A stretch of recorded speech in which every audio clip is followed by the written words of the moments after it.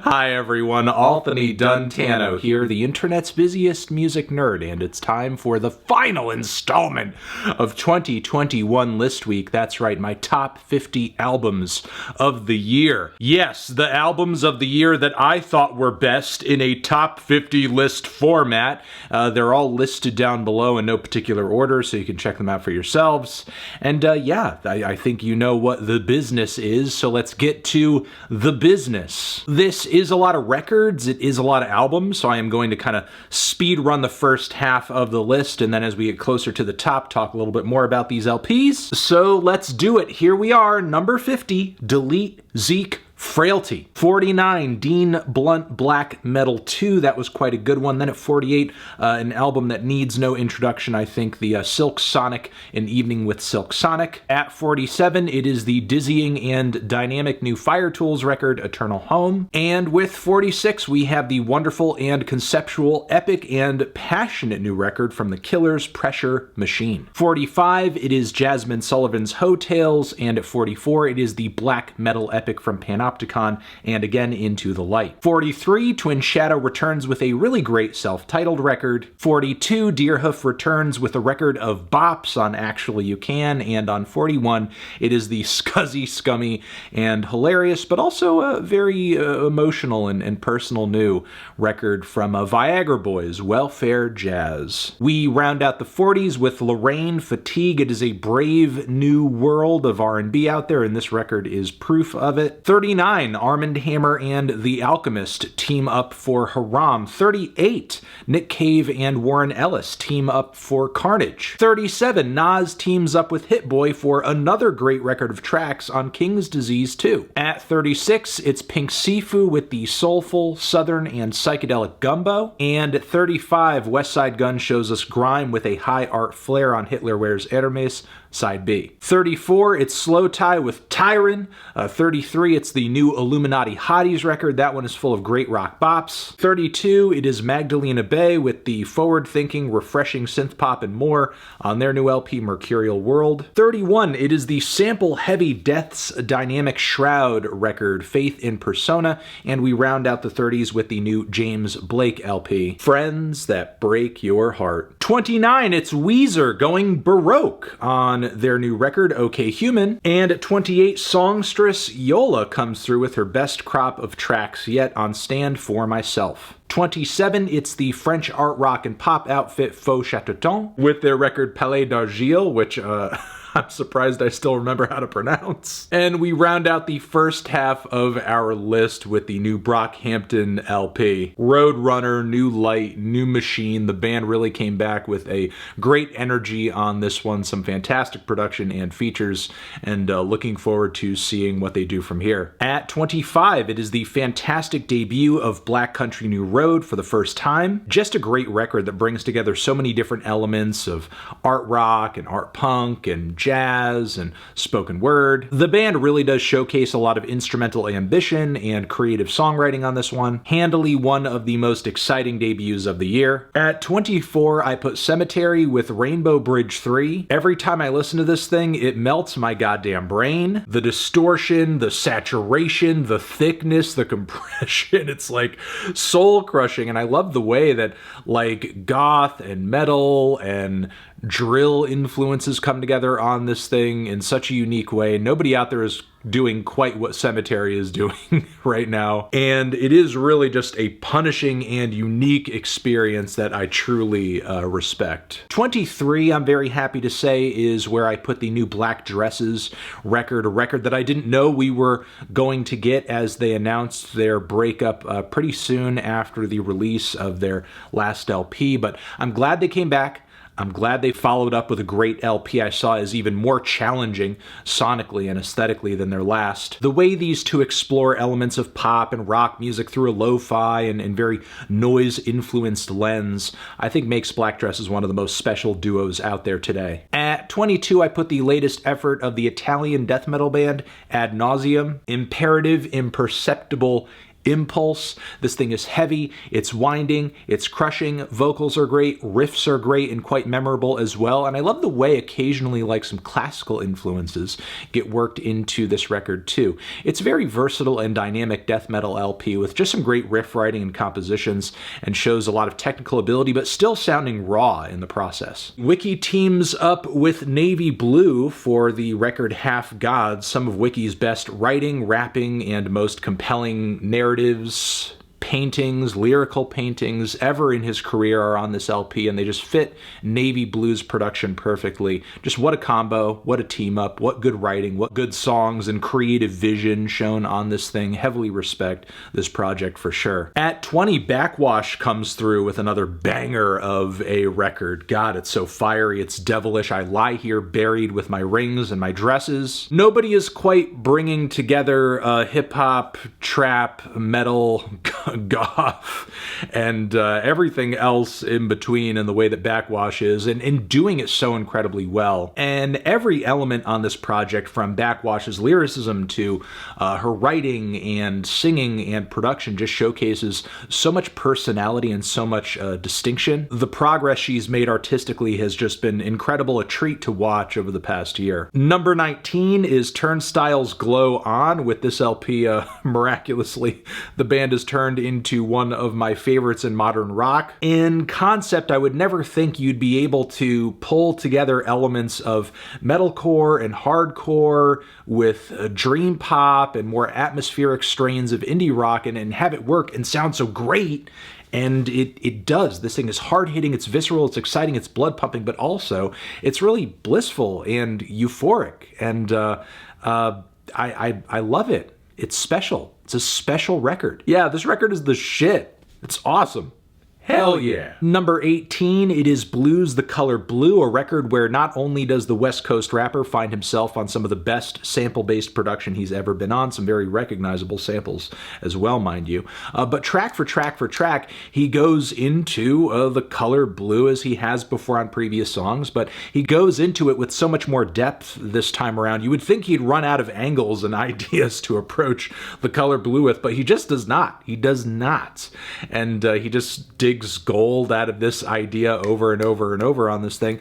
It's a great record. Blue is just really on a creative streak, and I love it. Number 17, it's Lowe's Hey What. The legendary slowcore band continues their transition into more noise and sound-based expressions of songwriting with some very harsh and abrasive production, but beautiful songs and vocal work to contrast it with influences coming from the worlds of folk and gospel music. This thing is a dense and crushing and sometimes deafening, but also deeply moving and beautiful LP. Certainly one of the most special listening experiences I've had this year, and very much the most consequential record that Lowe has released in quite a while. Number 16, it is Genesis Owusu, Smiling with No Teeth. The rapping, the singing, the songwriting on this thing are all great. The performances are visceral. The backing instrumentation, stellar. Love the variety of influences going into this thing, and on top of it, this dude really wrote a great conceptual LP all about like struggles with racism, depression. There are aspects of this LP that come off a bit scattered as it is his debut, but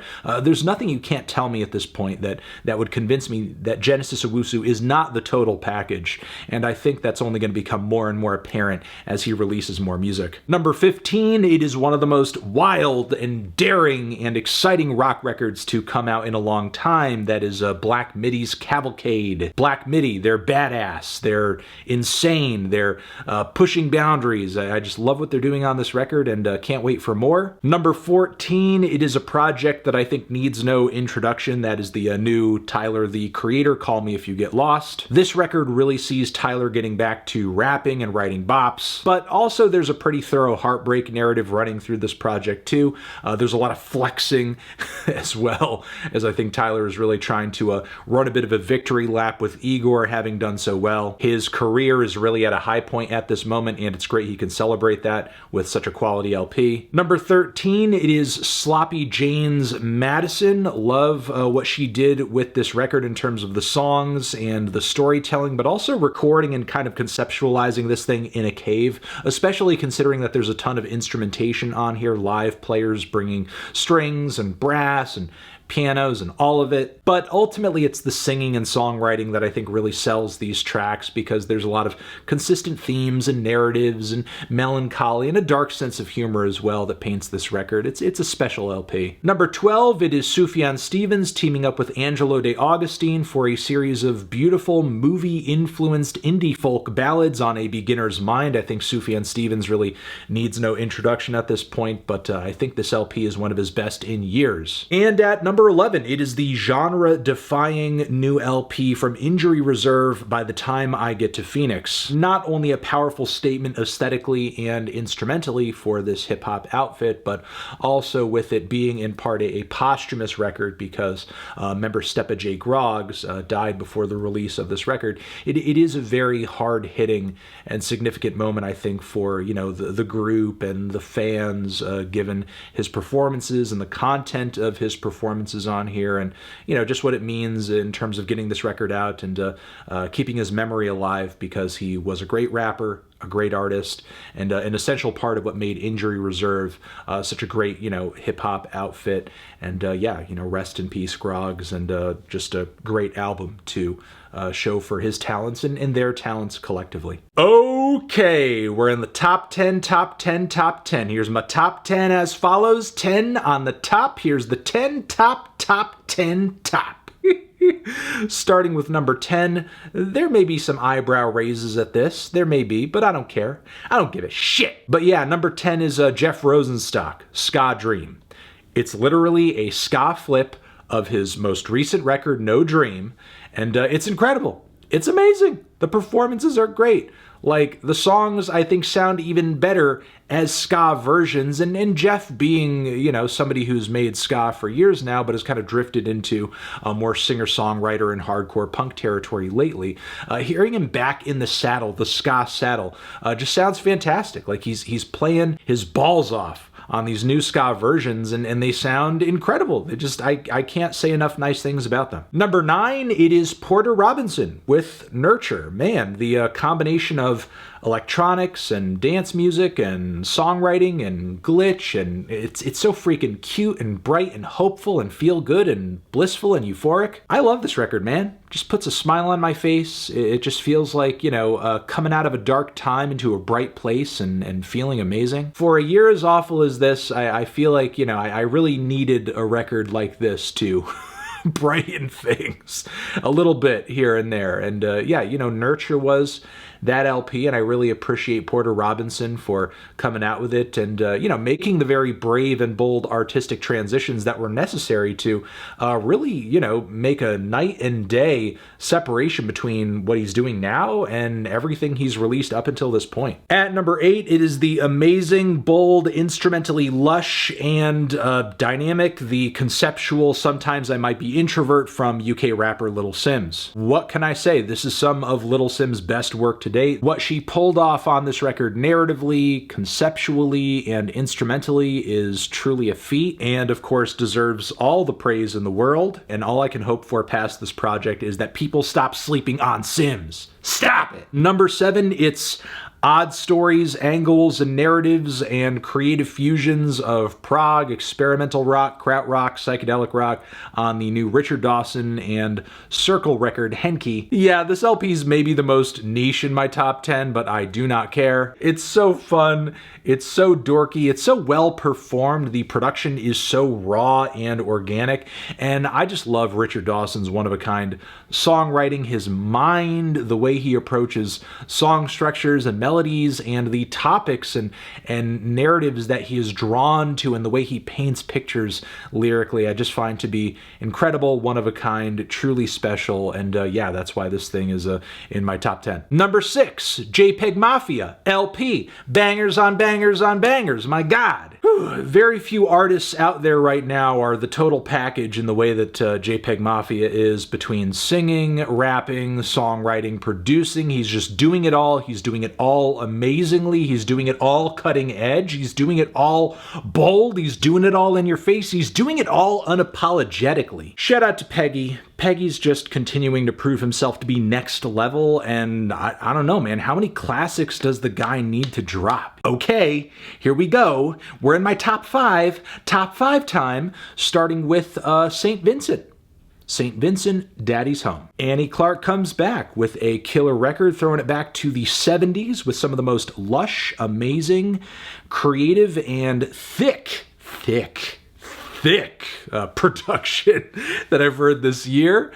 Just really love how authentically she has kind of reimagined this era of music, played into it with such virtuosity as well. Killer production from Jack Antonoff on this one too. Her songwriting is consistently not only personal with reflecting on her father's stint in jail, but also very surreal as well. I think aesthetically one of her most holistic projects thus far. And yes, a show of, after all of these years, Annie Clark's still very sharp and bold creativity. At number 4, it is Floating Points with Pharoah Sanders and the London Symphony Orchestra. Promises amazing string-kissed new jazz piece that works in a bunch of, cycles and sections, kind of playing on the same themes over and over and over again, but introducing different passages and instrumental palettes to kind of explore them. The whole thing is really just this slow growing and progressing development of a single idea, and it still stays so fresh from front to back. It's just like so beautiful how the jazz instrumentation and the classical instrumentation come together. The pianos are mesmerizing. It's just an incredible piece, an incredible experience. Beautiful, beautiful, beautiful record. Pristine recording as well. Like everything sounds so high def and intense and pretty. I want to lick it. At number 3, I'm putting Arca. Arca, yes. Arca came out with a lot of great projects this year, a lot of great and interesting projects, with the Kick series coming to a very fast blitzkrieg sort of finale with Kicks 2 through 5 all being dropped at once. But the record in the bunch that really blew me away has to be Kick 3. Yes, it's Kick 3 that really stood out and blew me away this year. Like, everything that Arca has been producing up until this point in terms of like the industrial stuff, the deconstructed stuff, the very beat heavy and groovy stuff that's very dizzying and disorienting, but also hard hitting and visceral and intense. Like, that is Kick 3 turned up to 11. Like, Kick 3 feels like it's on the verge of a new beginning, the dawning of a new era. Like, I've never been so overwhelmed and overloaded in my life. What Arca has done on this project really is a balancing act between genius artistry and just, clinical insanity, and I just respect her majorly for it. Kick 3 is just on another level. That's my number 3. We're at my top 2, which you may have seen coming if you followed my reviews this year, so let's get into it. Number 2, it's going to be the new Lingua Ignota album, Sinner Get Ready. It's amazing, it's killer, it's mind-blowing, it's devastating. The feelings of abandonment by God on this record are just so intense, are so real, are just so grim. The themes of just abuse and also spiritual horror as well are just frightening, are harrowing. Not only that, but there's a lot of beautiful and very compelling instrumentation on this record as well, and I also love the way Miss Hayter explores Appalachian folk music on this thing too. It's a very dynamic and explorative LP, and yeah, it just has everything going for it, from the singing and performances to, again, the instrumentation and production, the concept, and also just the themes and narratives. It's such a rich and dense and multi-layered album that every time I listen to it, still to this day, I'm unpeeling layers from it. I'm having new feelings about it. It's just killing me emotionally in different ways as well. It's just an incredible project, another amazing feat for Lingua Ignota artistically, and yes, I heavily recommend this record. And again, if you haven't sort of caught my review for the LP, I did give it a 10 out of 10. So this is a 10. I feel like this is a 10 for me. So, you know, don't think it's because in the number 2 spot you shouldn't fucking pay attention to it. You should. It's a 10. So there you go. And number one for me is going to have to be the new Spelling record, The Turning Wheel. I was listening back to all of my top 10 records in preparation for this list, and I just ended up feeling like, yeah, this is my number 1. This is the record I am most enchanted by, moved by, mystified by. Just what a beautiful project from Spelling on this one. The production is immaculate, if not literally perfect. Like, there is not a single sound on this thing that I am not in awe with, or just think is methodically put together and just like mixed and composed and just orchestrated so finely and so carefully and so fantastically. But I just love the singing and songwriting as well, the nature themes and the themes of, I guess, like, you know, feeling isolated in the modern world, but also just the wonder expressed on this record as well. It's really an album that transports me to a different place, a magical place. And for that, I love it dearly. I'm also enamored with the flow of this project. I love sort of like the, you know, 2-part night and day sectioning of the track list. And I love how it comes together so cohesively, but simultaneously each song feels like its own little epic, especially toward the end of the record. Just can't get enough of it. Just a totally special project. A wonderful project. And again, my number 1 of the year, Spelling, The Turning Wheel. There you go. So yeah, that's it. Those are my top 50 albums of 2021. Thank you again for watching. Once more, all of the records I talked about in this video, they are listed down below so you can check them out for yourself. And I will see you guys in the next one. Transition. Have you given any of these albums a listen? Did you love them? Did you hate them? What would you rate them? You're the best, you're the best. What should I list next? Tell me your top 10 albums of the year in the comments. And yeah, I will see you guys in another video. Yeah. Anthony Fantano, 2021, list week, over, forever.